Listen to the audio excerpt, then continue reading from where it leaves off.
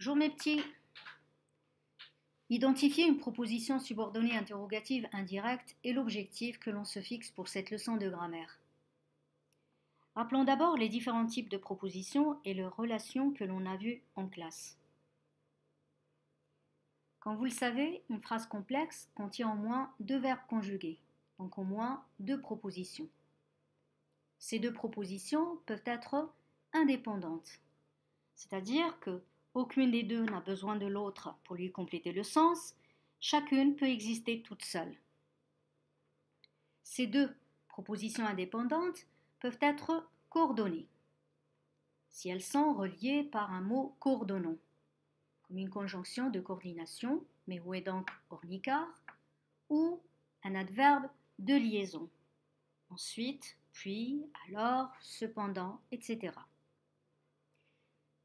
Elles peuvent être aussi juxtaposées, c'est-à-dire reliées par un signe de ponctuation, la virgule, le point-virgule, les deux points.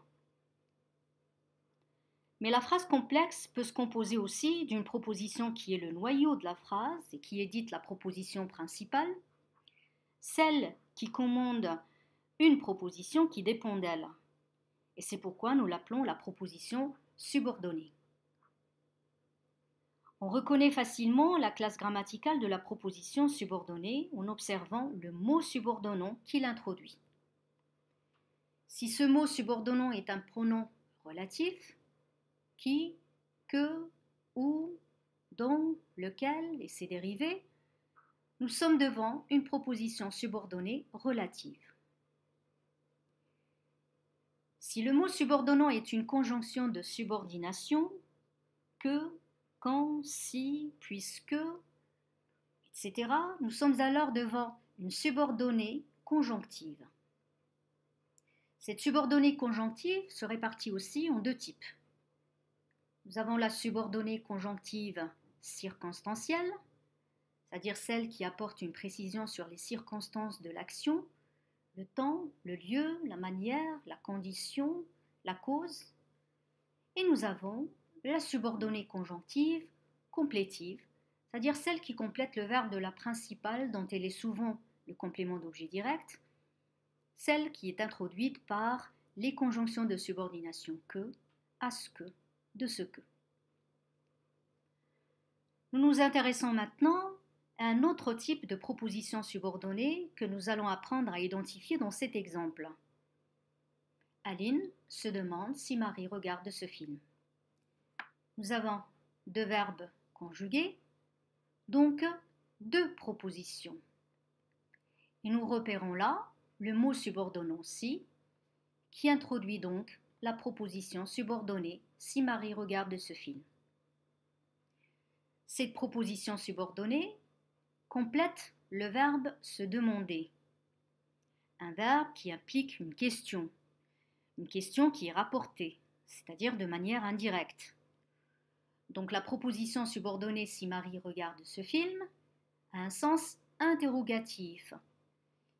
Et c'est pourquoi nous l'appelons une proposition subordonnée interrogative indirecte. Cette proposition subordonnée interrogative indirecte peut commencer par un autre mot interrogatif. Par exemple, pouvons utiliser l'adverbe interrogatif quand. Aline se demande quand Marie regarde ce film. Ou encore, Aline se demande pourquoi Marie regarde ce film. Nous pouvons utiliser un pronom interrogatif. Aline se demande où Marie regarde ce film. Aline se demande qui regarde ce film avec Marie. Nous pouvons aussi utiliser un déterminant interrogatif. Aline se demande quel film Marie regarde.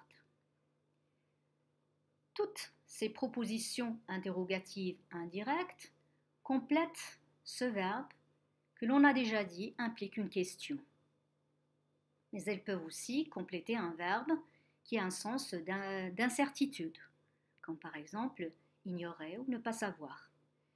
Aline ignore si Marie regarde ce film. Aline ne sait pas pourquoi Marie regarde ce film. À ce niveau, vous pensez peut-être que l'on a oublié de mettre le point d'interrogation. Eh bien, détrompez-vous, le point d'interrogation est utilisé si la question est posée de manière directe. Par exemple, Aline se demande: Marie regarde-t-elle ce film? Là, vous voyez, nous avons utilisé les deux points et les guillemets. Donc, nous sommes devant un discours direct, la parole est rapportée telle qu'elle a été dite par Aline. Et c'est pourquoi nous pouvons utiliser le point d'interrogation. Nous pouvons même utiliser l'inversion sujet-verbe. Par contre, au sein de l'interrogative indirecte, nous ne trouvons ni le point d'interrogation, ni même l'inversion sujet-verbe. Ici, la syntaxe est très classique.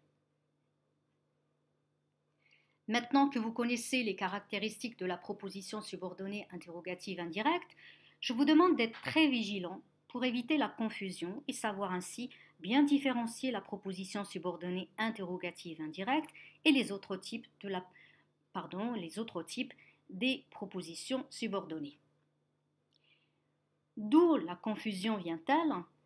Regardons les exemples suivants.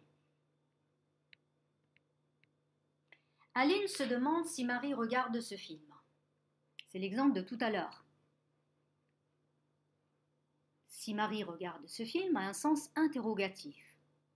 Elle complète le verbe se demander qui implique une question. Donc nous sommes bien devant une proposition subordonnée interrogative indirecte. Par contre, Aline regardera ce film si elle termine ses devoirs. Si nous n'avons pas de sens interrogatif, nous avons plutôt une condition. Aline ne regardera le film que si elle termine ses devoirs. Donc ce mot subordonnant n'est plus cet adverbe interrogatif, mais c'est une conjonction de subordination qui introduit une proposition subordonnée conjonctive circonstancielle exprimant la condition. Un autre exemple. J'ignore quand la valise sera faite. Je me demande quand la valise sera faite. Je ne sais pas quand la valise sera faite. Je suis devant une proposition qui a un sens interrogatif qui complète un verbe qui a une valeur d'incertitude. Donc je suis devant une proposition subordonnée interrogative indirecte. Par contre, nous sortirons quand la valise sera faite. Nous sortirons lorsque la valise sera faite. Nous n'avons pas de sens interrogatif, mais nous avons une indication de temps. Quand ici n'est plus un adverbe interrogatif, mais c'est plutôt une conjonction de subordination qui introduit une proposition subordonnée conjonctive circonstancielle qui exprime le temps. Je voudrais savoir qui a ouvert la porte. Je me demande qui a ouvert la porte. Qui a ouvert la porte est une proposition qui a un sens interrogatif. Donc, c'est une proposition subordonnée interrogative indirecte. La personne qui a ouvert la porte a oublié ses clés. Là, par contre, qui a ouvert la porte est en train de compléter le nom personne, en train de préciser le nom personne.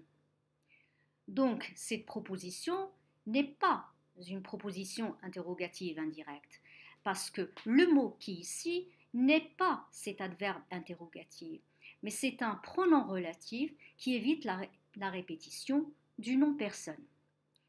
Donc, qui a ouvert la porte est une proposition subordonnée relative. Retenons l'essentiel. On appelle proposition subordonnée interrogative indirecte une proposition subordonnée qui a un sens interrogatif. Elle dépend d'un verbe impliquant une question, plus largement une incertitude, comme ignorer, se demander, chercher, dont elle est le plus souvent complément d'objet direct.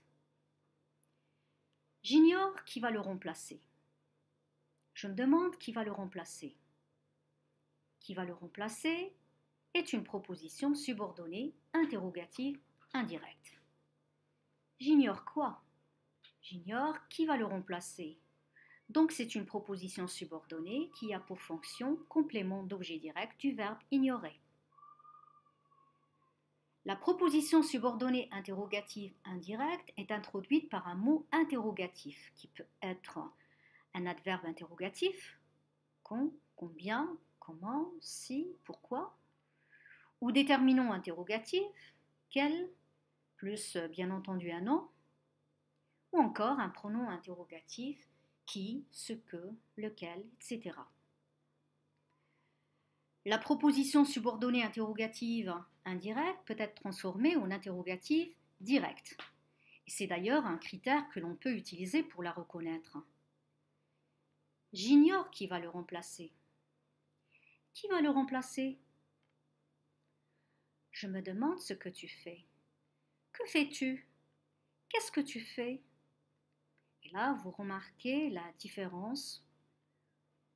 Pas de point d'interrogation, pas d'inversion sujet-verbe. Donc pour écrire une proposition subordonnée interrogative indirecte, on n'utilise ni point d'interrogation, ni inversion sujet-verbe.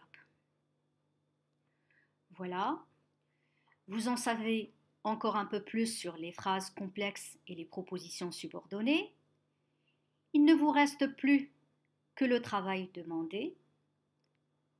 Sur ce, je vous dis comme toujours, prenez bien soin de vous et à très bientôt.